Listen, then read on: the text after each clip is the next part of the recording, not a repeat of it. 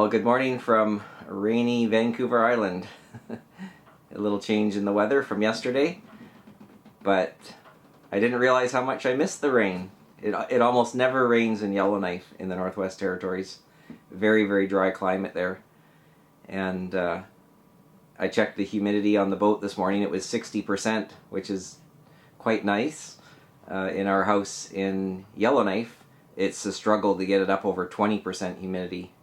I talked to Devlin this morning, and she walked into town in minus 31 degrees Celsius, so I can't feel bad about a little bit of rain this morning. And nothing big on the agenda today. There's not really any big projects to do on this boat other than, say, revarnishing the top sides, all the teak, which in speaking with the previous owner will take about 300 hours of labor to do.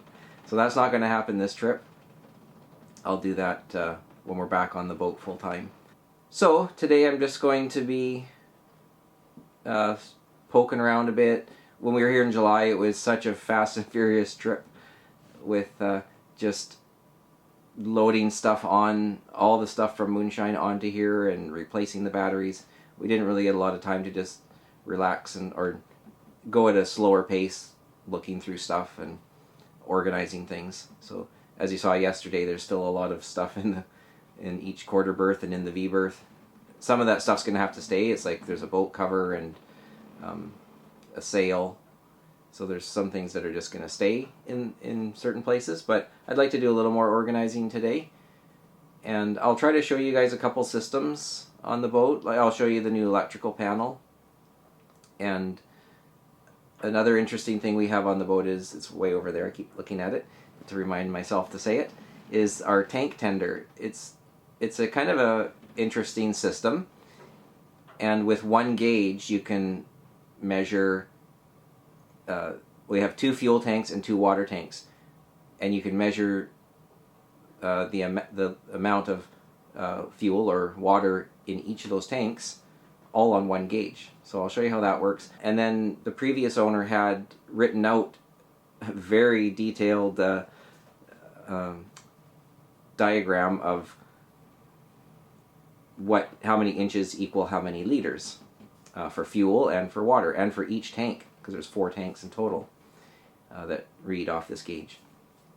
And they were just written on paper, so I made a fancy little chart with, I'll show you that later too, just to make it a little easier, and we'll just keep it by the tank tender. Yeah, and I think that's all I can think of to say right now. So we'll see how the day goes.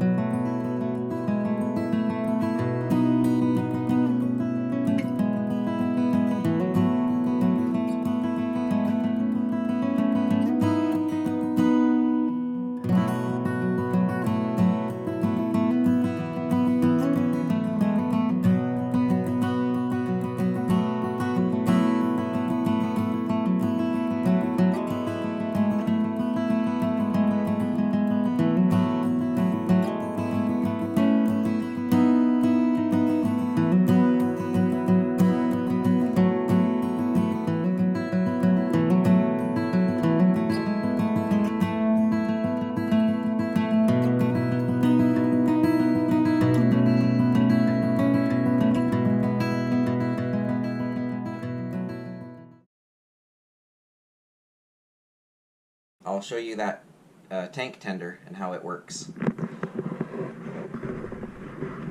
So here's the galley. We're on a super view here, wide view, so things might be a little distorted. And over in the corner here is the tank tender. So I'm going to just switch cameras and I will explain it in more detail. So here's a closer view of the tank tender, and I'll just explain what's on it. There's these 4 buttons. That's for tank 1, tank 2, 3, and 4. The last one is actually a little knob. You pull it out and then push it in, and then you have your gauge here. The outer numbers are for the diesel fuel. This is in inches, and the inner numbers are for the inches of water, because they don't marry up exactly the same way. And what you do is, if I want to know the measurement in inches of what is in tank 1, which I know on my diagram is the starboard fuel tank, I push this in, and then I click this a couple times, or a few times, and it tells me what I have. So I have about 16.5 inches. If I want to know what's in diesel tank number 2, or tank 2, which I know is the port fuel tank, I push that in, give that a few clicks, and I've got about 11 or 12 inches. The water tank, now I'm going to be looking at the inner circle, and I can see the numbers a bit easier. So I've got about 14 inches. So we'll just take a look at my little chart here. So I've got number 1 is the starboard fuel tank. So when I pushed that one in and it went out, I think I said 16 inches. So that is about 190 liters of fuel. And I can't remember what the second one is, or was. I think maybe 12 inches or somewhere around there. Just say it was 12. Well, I got 12.5. So I've got between 160 liters and 180 liters. So probably 170 liters in that tank. And I think I had 12 on the water tank. So I have about 150 liters, because there's 11.5 is 140, 12.5 is 160. So I'll split the difference at 150 liters of water. That's in the forward tank. That's how the tank tender works. And yeah, not sure how many people have seen that, but it's a pretty nifty little system. And I may have solved the mystery of the non-functioning S-bar heater, and it actually probably is functioning. I've contacted the previous owner, and he gave me a bunch of information on what the issue might be. And I mentioned before, we've had the whole boat rewired. What the normal procedure is for starting the S-bar is just turn the switch on, which is over by the nav station, and then the S-bar fires up. It starts heating the glycol, which runs through the whole system. It's a liquid that's running through to the little heat exchangers, and then the fans blow the hot air from those locations. So it's not an air system, it's the other one, whatever that's called, I can't remember.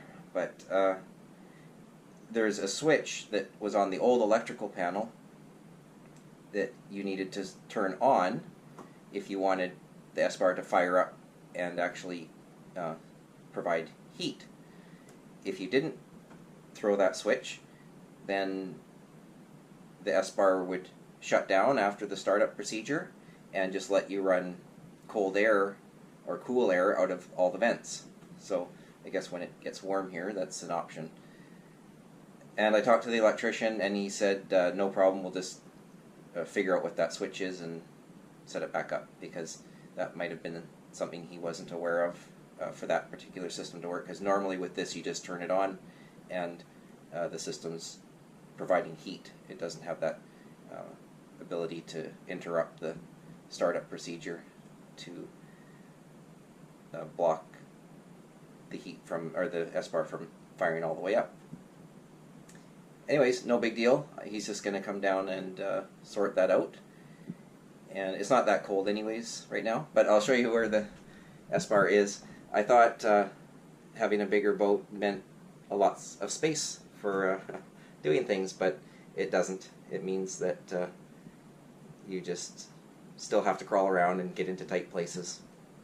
Alright, headlamp is on, and we're heading into the port quarter berth or stateroom.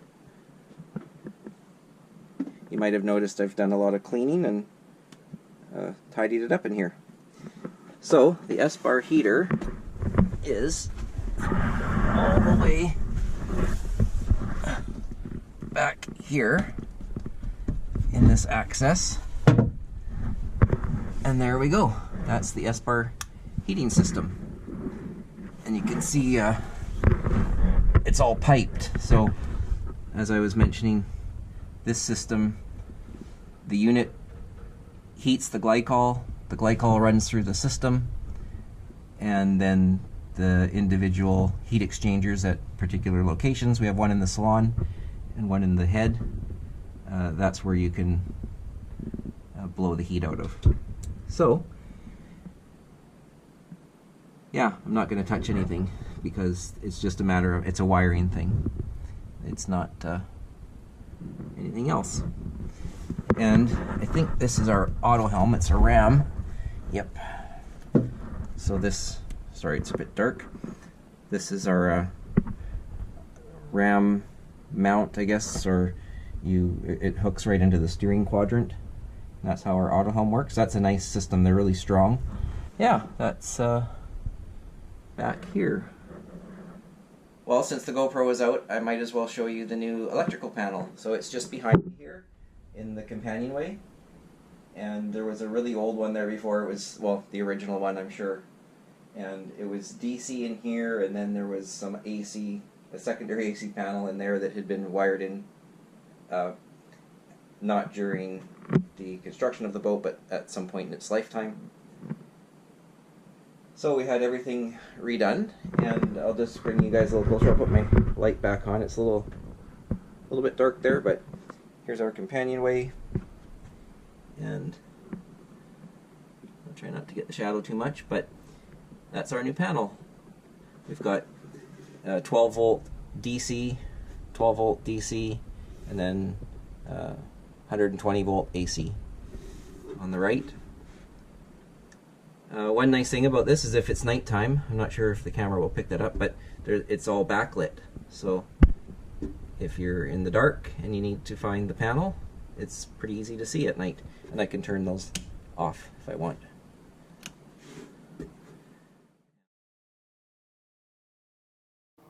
Good morning. It is the next day, and I think I'm going to take the boat out today. I have a couple friends coming down to give a hand, and yeah, it looks sunny, a little bit breezy, which is good. It's only the second time taking the boat away from the dock, so I'd rather have no breeze, get out there, have a breeze, come back, no breeze, just for the departing the dock and arriving back to the dock. But we're fairly sheltered in here, in the slip that I have, so shouldn't be too bad. But first thing I'll do is I'll check the engine. If you saw the last episode quite some time ago, this is the galley sink is right above here, and the engine sits in the sort of the center of the boat down low, and all of these panels come off.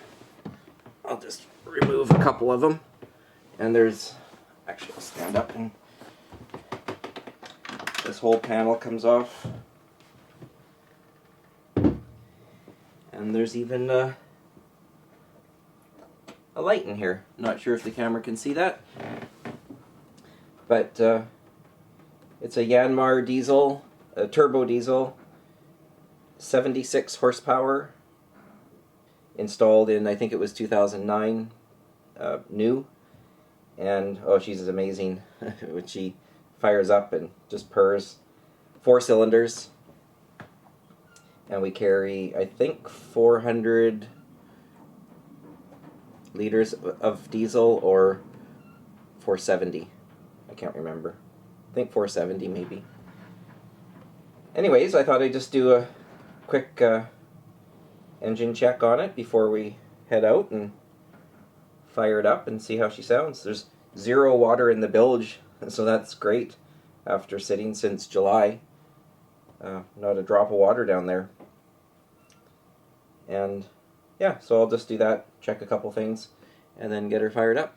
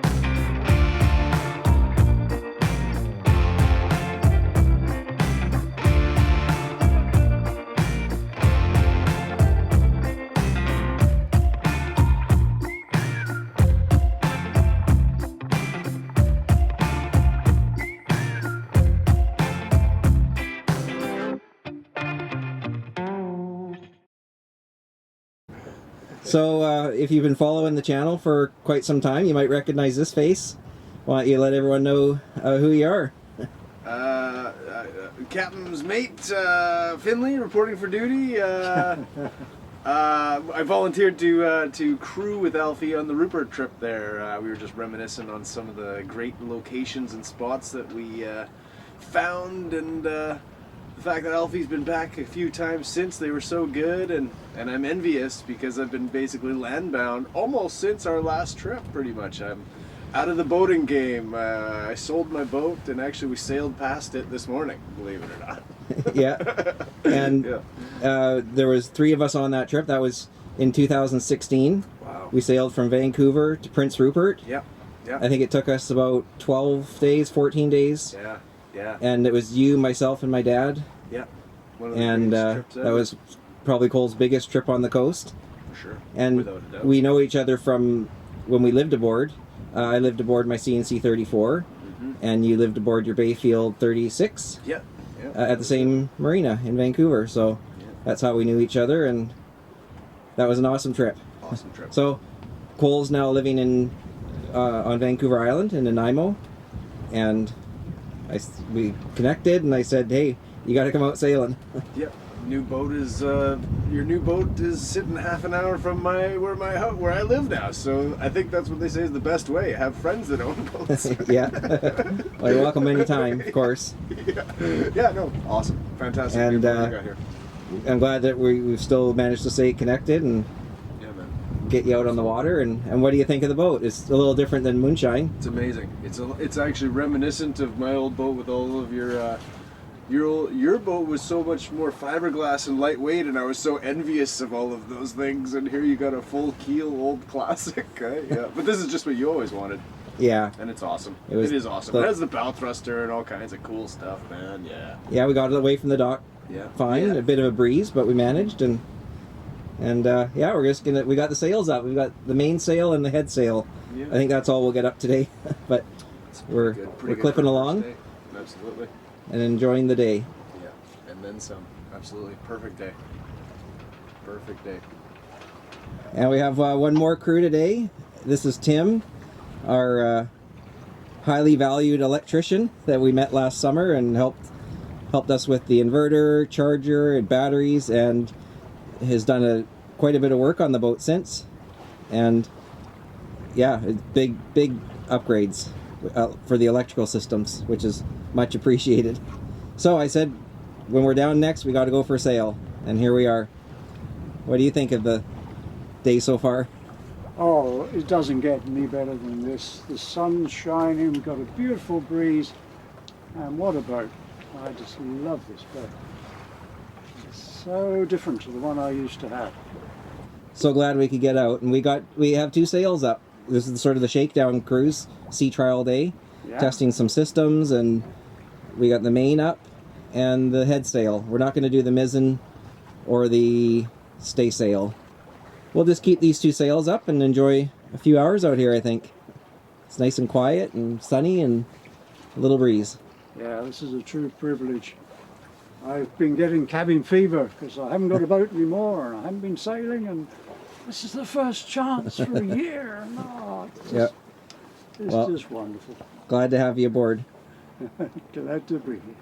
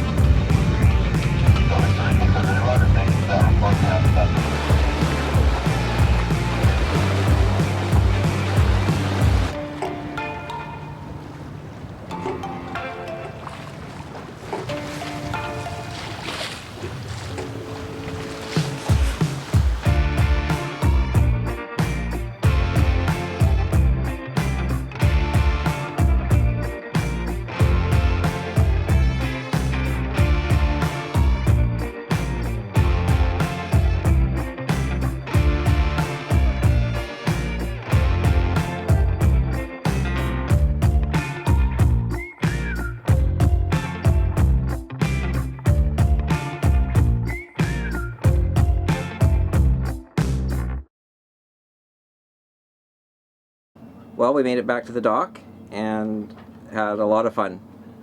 Big thanks to Tim and Cole for coming out and helping me. Had a really fun time catching up with Cole. He did a pretty big trip with us, myself and my dad, in 2016, bringing moonshine from Prince Rupert all the way up to, from Vancouver to Prince Rupert. So that was a 500 nautical mile trip that he did, and he was fairly new to sailing at the time. And yeah, so there's older videos for that if you wanted to check it out. I can't remember what I call it, Cruising Canada's West Coast, I think. I think there's about 16 episodes of that trip, so you can see Cole in action all the way up to Prince Rupert, all the way up the Inside Passage. So great to see him and catch up. Great to get Tim out. He's our electrician, and he's done a ton of work on the boat, as I previously mentioned. He did about 2 months of work off and on rewiring this whole boat, so really nice to just get him out for a day just to enjoy the boat rather than always being down here with his toolkit. So I'm going to just wash the Dodger. It's got some salt water on it, so that means that was a good day of sailing. Got to get the sail covers on, well, one sail cover, and yeah, a few things to put away, but awesome day to get out on the water.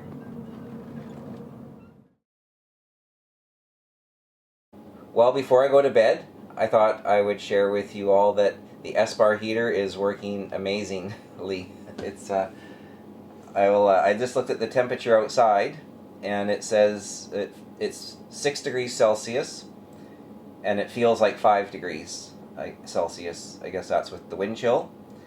And I've got this little thermometer in the boat here, and we're sitting at 20.4 degrees Celsius, and the humidity is 45%.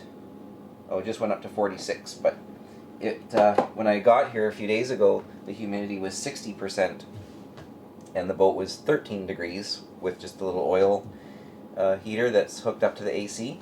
But there's two vents. There's one right here, and a second one here. So, and then there's another heat exchanger in the head, and there's actually another one I found back here, and there's a vent in the cockpit. So when the enclosure's on, I could turn on the fan and run heat in the cockpit, which would be great when the enclosure's on. I've only been running this for maybe 40 minutes, and yeah, I thought I would share that with you before I head off to bed.